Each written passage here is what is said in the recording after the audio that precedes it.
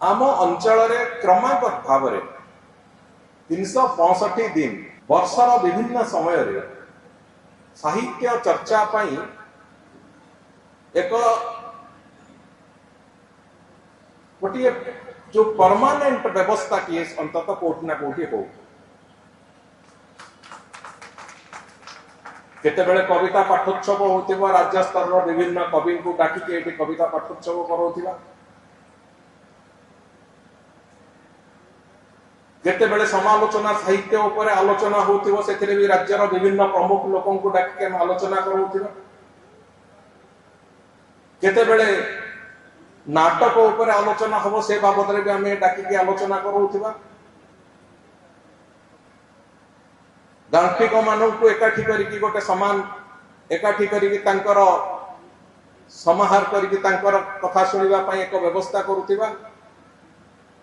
ये प्रक्रिया रे अंततः 365 दिन विभिन्न प्रकार कार्यक्रम केमती हबो से कथा को चिंता करबा दरकार हम अंचल रे बेले बेले मते लागे कोट ना कोट सभा समिति करबा को हेले पैसा तो खर्च प्रचुर हबो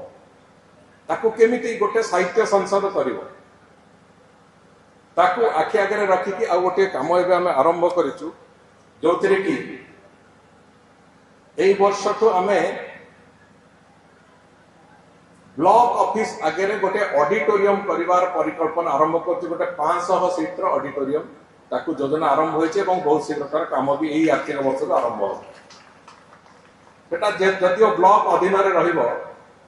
मोर अंततः मु भावुची ब्लॉक रा कर्तृपक्ष को मोर एटा अनुरोध रहिबो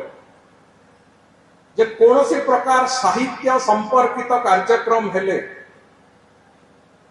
सेथिरु पैसा टिए भड़ा जेमिति दवा को पड़िबो नाही से भलिया एक कार्यक्रम आमे व्यवस्था सेथरे रखिबा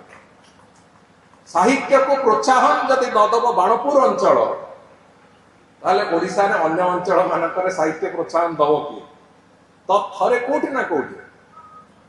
बिना खर्च रे हमको केवल आम अतिथि मानकर जीवा आसीबा को नै कि आमे जदि एक कथा को करि परिबा ताहले जो आमे भावना रखुचे कि वर्ष सारा अंततः 20 टा कि 25 टा कि 30 टा साहित्य सभा आम अंचल रे करि परिबा से कथा हेई परिबा।